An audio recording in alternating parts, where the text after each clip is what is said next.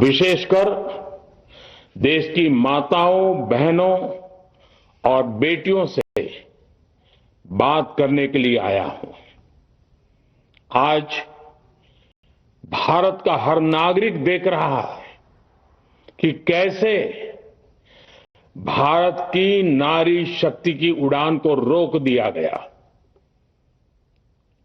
उनके सपनों को बेरहमी से कुचल दिया गया।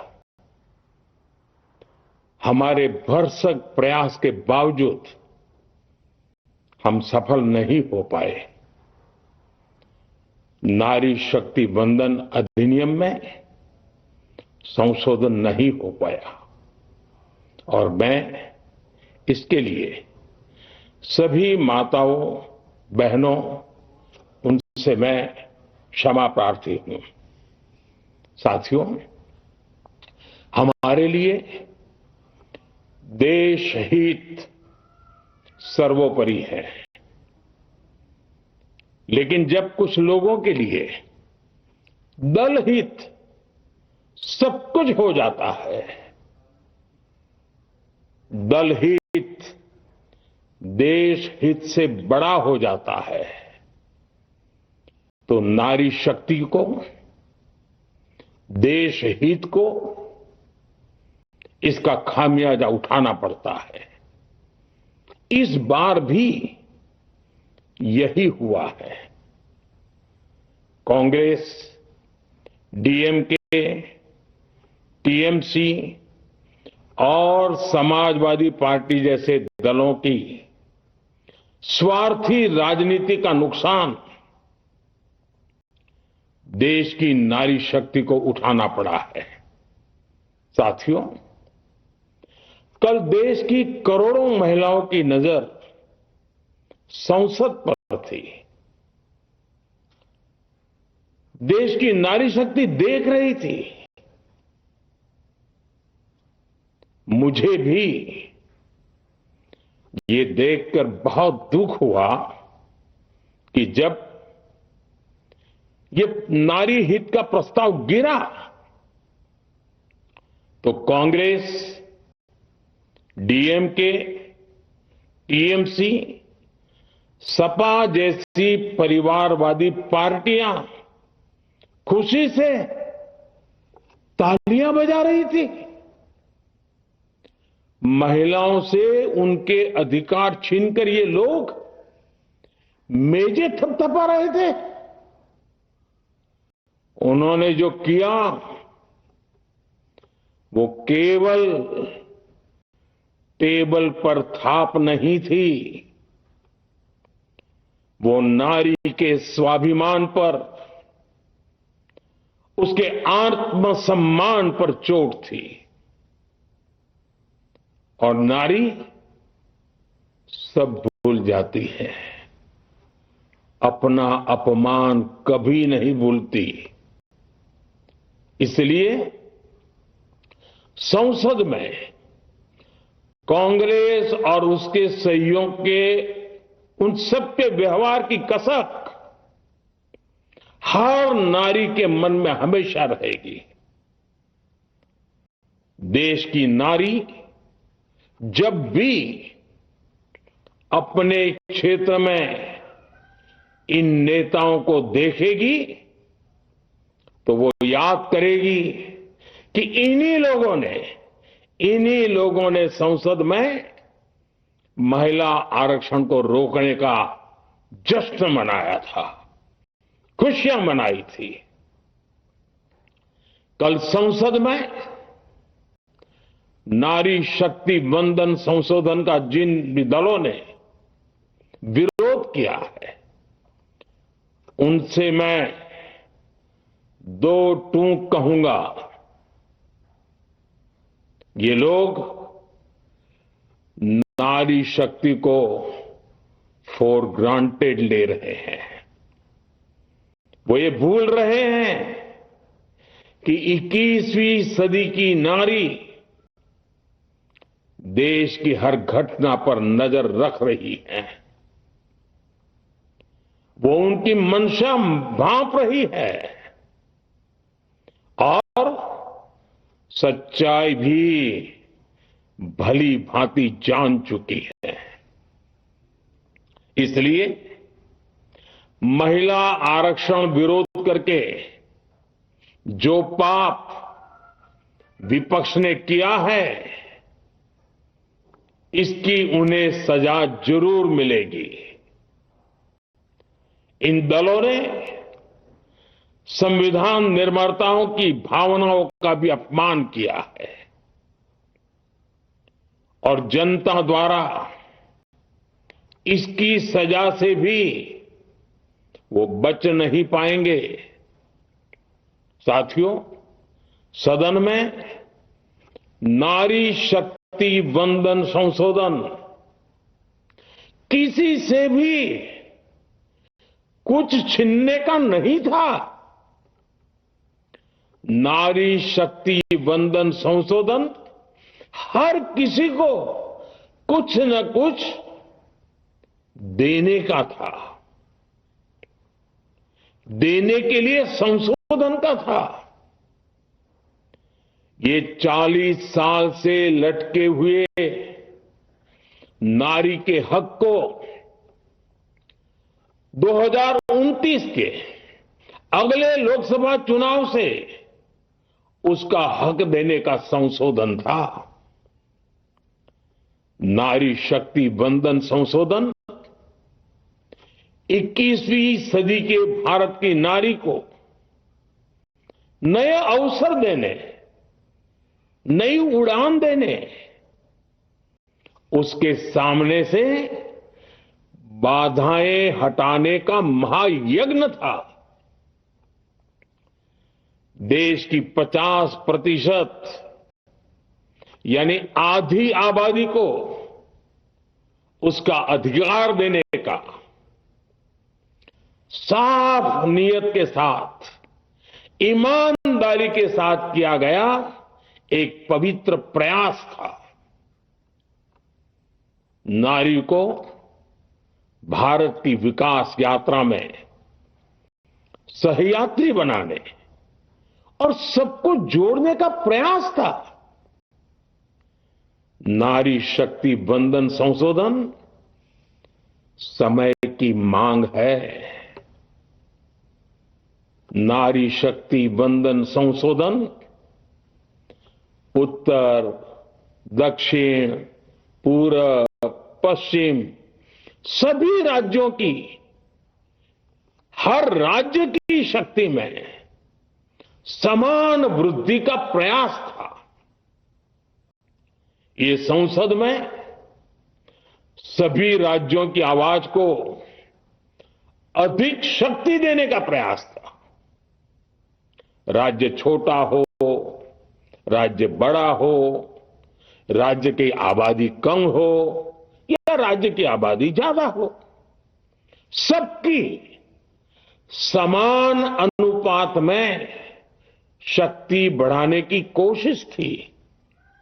लेकिन इस ईमानदार प्रयास की कांग्रेस और उसके सहयोगियों ने सदन में पूरे देश के सामने भ्रूण हत्या कर दी है।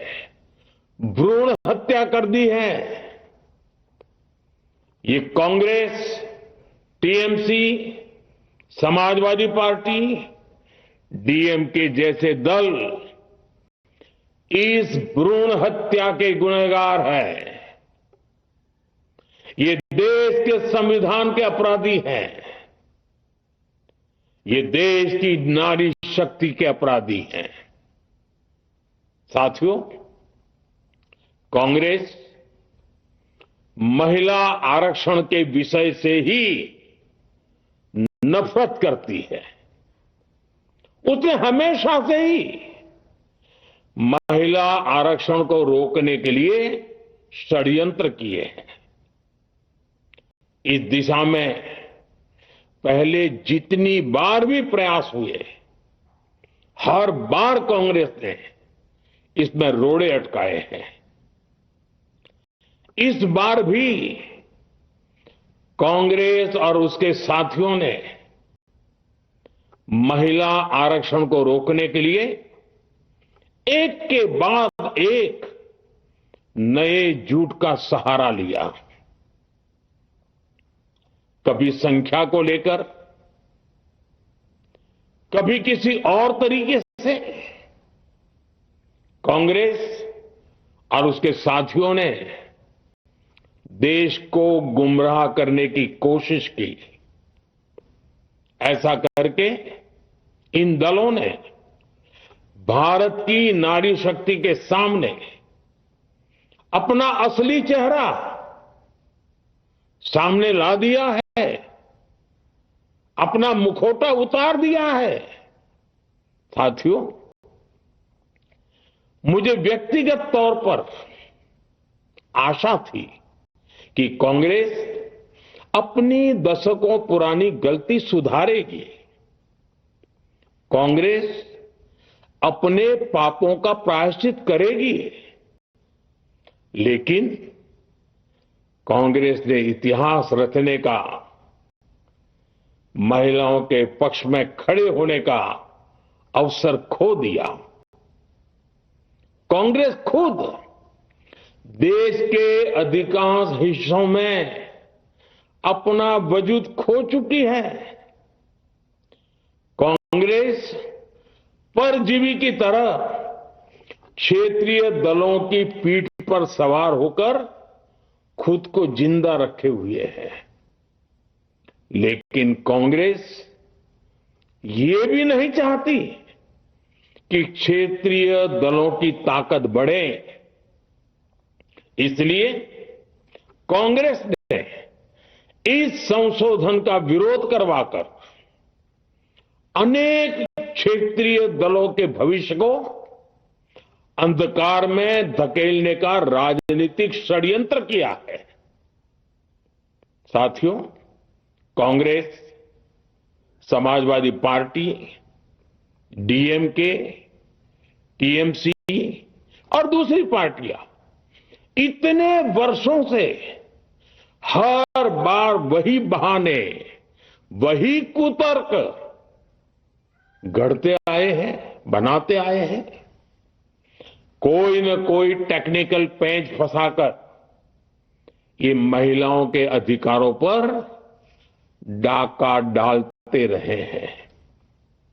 देश राजनीति का ये भद्दा पैटर्न बराबर समझ चुका है और उसके पीछे की वजह भी जान चुका है।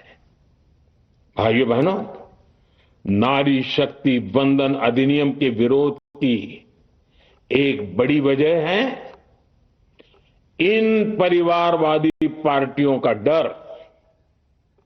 इन्हें डर है अगर महिलाएं सशक्त हो गई तो इन परिवारवादी पार्टियों का नेतृत्व खतरे में पड़ जाएगा। ये कभी नहीं चाहेंगे कि उनके परिवार के बाहर की महिलाएं आगे बढ़े। आज पंचायतों में, लोकल बॉडीज में जिन हजारों लाखों महिलाओं ने अपनी क्षमता को साबित किया है, जब आगे बढ़कर लोकसभा और विधानसभाओं में आना चाहती हैं, देश की सेवा करना चाहती हैं, परिवारवादियों के भीतर उनसे असुरक्षा की भावना बैठी हुई है। परिसीमन के बाद महिलाओं के लिए कहीं ज्यादा सीटें होगी, महिलाओं का कद बढ़ेगा। इसलिए इन लोगों ने नारी शक्ति वंदन संशोधन का विरोध किया है। देश की नारी शक्ति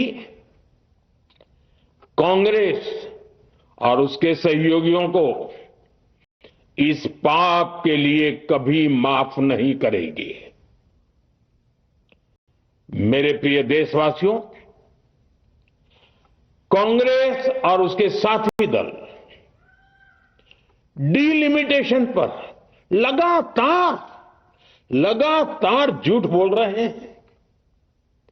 ये इस बहाने विभाजन की आग को सुलगाना चाहते हैं, क्योंकि बांटो और राज करो, कांग्रेस ये पॉलिटिक्स अंग्रेजों से विरासत में सीख कर आई है और कांग्रेस आज भी उसी के सहारे चल रही है। कांग्रेस ने हमेशा देश में दरार पैदा करने वाली भावनाओं को हवा दी है। इसलिए यह झूठ फैलाया गया कि डिलिमिटेशन यानी परिसीमन से कुछ राज्यों को नुकसान होगा, जबकि सरकार ने पहले दिन से स्पष्ट किया है कि न किसी राज्य की भागीदारी का अनुपात बदलेगा, न किसी का रिप्रेजेंटेशन कम होगा, बल्कि सभी राज्यों की सीटें समान अनुपात में ही बढ़ेगी। फिर भी कांग्रेस, डीएमके, टीएमसी और समाजवादी पार्टी जैसे दल इसे मानने को तैयार नहीं हुए। साथियों, ये संशोधन बिल सभी दलों और सभी राज्यों के लिए एक मौका था, एक अवसर था। ये बिल पास होता तो तमिलनाडु, बंगाल, यूपी, केरला हर राज्य की सीटें बढ़ती, लेकिन अपनी स्वार्थी राजनीति की वजह से इन दलों ने अपने राज्यों के लोगों को भी धोखा दे दिया। जैसे कि डीएमके के पास मौका था कि वो और ज्यादा तमिल लोगों को सांसद विधायक बना सकती थी, तमिलनाडु की आवाज और मजबूत कर सकती थी, लेकिन उसने वो मौका खो दिया।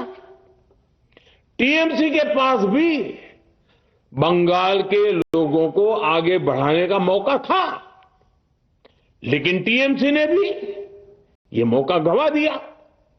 समाजवादी पार्टी के पास भी मौका था कि वो महिला विरोधी छवि होने के दाग को कुछ कम कर सके, लेकिन सपा भी इसमें चूक गई।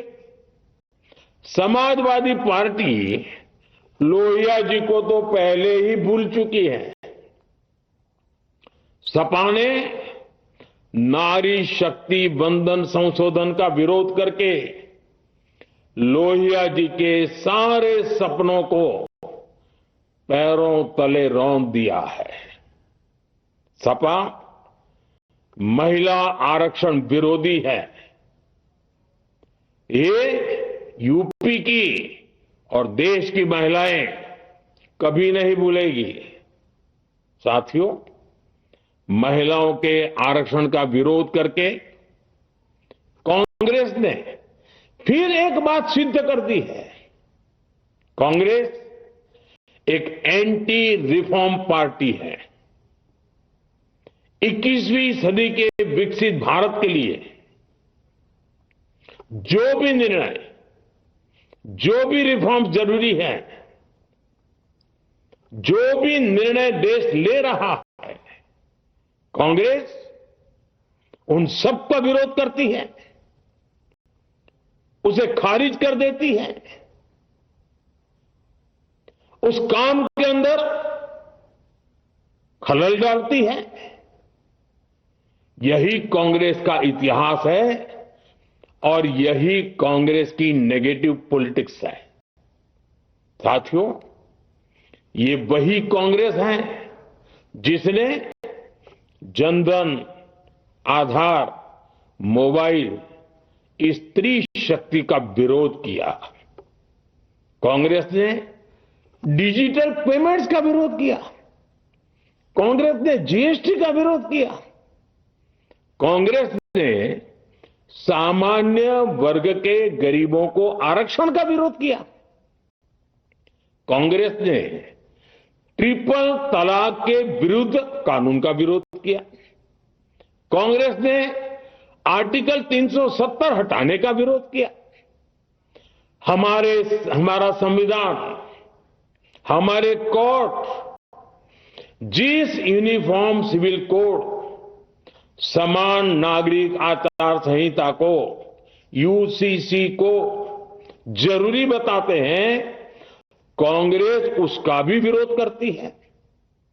रिफॉर्म का नाम सुनते ही कांग्रेस विरोध की तख्ती लेकर दौड़ पड़ती है। ऐसा कोई भी काम जिससे देश मजबूत होता है, कांग्रेस उसमें बाधाएं खड़ी करने के लिए पूरी शक्ति लगा देती है। Congress one nation one election का विरोध करती है। कांग्रेस देश में घुसपैठियों को भगाने का विरोध करती है। कांग्रेस मतदाता सूची के शुद्धिकरण, एसआईआर का विरोध करती है। कांग्रेस वक्फ बोर्ड में रिफॉर्म का विरोध करती है। साथियों, कांग्रेस ने शरणार्थियों को सुरक्षा देने वाले सीएए कानून तक का विरोध किया। इस पर झूठ बोलकर, अफवाहें फैलाकर देश में बवंडर खड़ा कर दिया।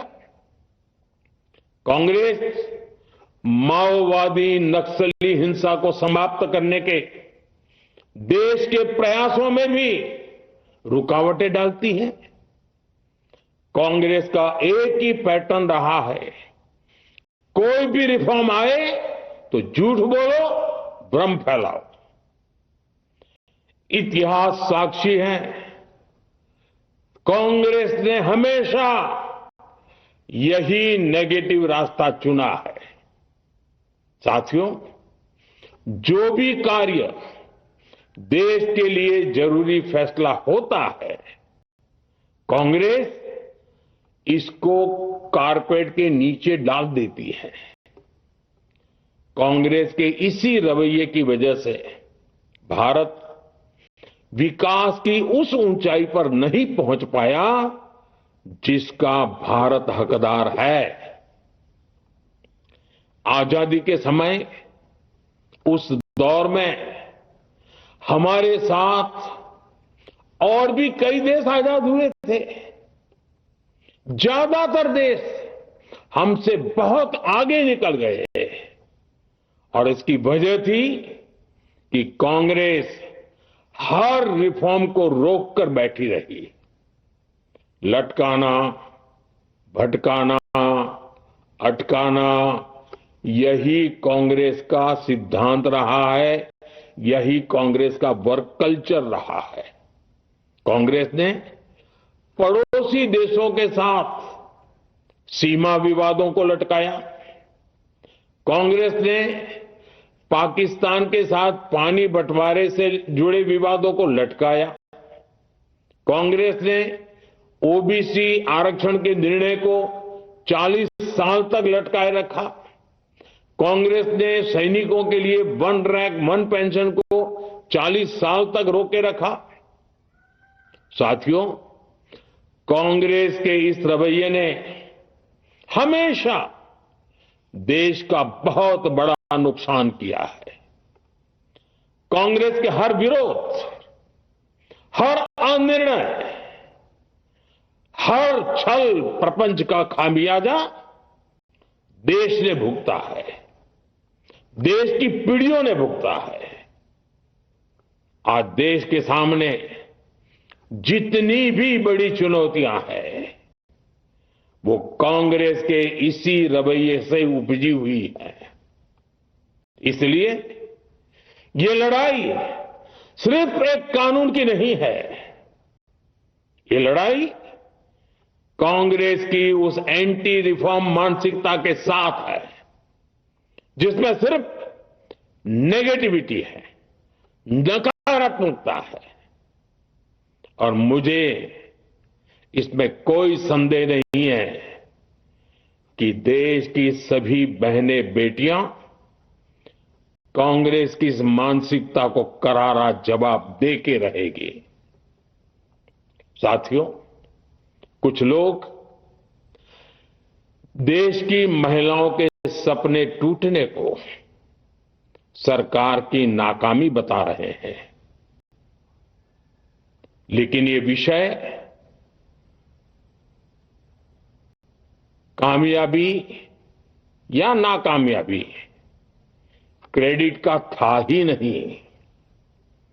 मैंने संसद में भी कहा था, आधी आबादी को उनका हक मिल जाने दीजिए, मैं इसका क्रेडिट विज्ञापन छपवाकर विपक्ष के सभी लोगों को दे दूंगा, लेकिन महिलाओं को दकियानुसी सोच से देखने वाले फिर भी अपने झूठ पर अड़े रहे, कायम रहे। साथियों, नारी शक्ति को भागीदारी दिलाने की लड़ाई दशकों से चल रही है। वर्षों से मैं भी इसके लिए प्रयास करने वालों में से एक हूं। कितनी ही महिलाएं ये विषय मेरे सामने उठाती रही हैं, कितनी ही बहनों ने पत्र के द्वारा मुझे सारी बातें बताई हैं। मेरे देश की माताएं, बहनें, बेटियां, मैं जानता हूं आज आप सब दुखी हैं, मैं भी आपके इस दुख में दुखी हूं। आज भले ही बिल पास कराने के लिए जरूरी 66% वोट हमें नहीं मिला हो, लेकिन मैं जानता हूं देश की 100%, 100% नारी शक्ति का आशीर्वाद हमारे साथ है। मैं देश की हर नारी को विश्वास दिलाता हूं, हम महिला आरक्षण के रास्ते में आने वाले हर रुकावट को खत्म करके रहेंगे, हटा करके रहेंगे। हमारा हौसला भी बुलंद है, हमारी हिम्मत भी अटूट है और हमारा इरादा भी अड़िग है। महिला आरक्षण का विरोध करने वाली पार्टियां ये देश की नारी शक्ति को संसद और विधानसभाओं में उनकी भागीदारी बढ़ाने से कभी भी रोक नहीं पाएंगे। सिर्फ वक्त का इंतजार है। नारी शक्ति के सशक्तिकरण का बीजेपी एनडीए का संकल्प अक्षुण्ण है। कल हमारे पास संख्या बल नहीं था, लेकिन इसका मतलब ये नहीं है कि हम हार गए। हमारा आत्मबल अजेय है। हमारा प्रयास रुकेगा नहीं, हमारा प्रयास थमेगा नहीं। हमारे पास आगे भी और मौके आएंगे। हमें आधी आबादी के सपनों के लिए, देश के भविष्य के लिए इस संकल्प को पूरा करना ही है। आप सबका बहुत बहुत धन्यवाद।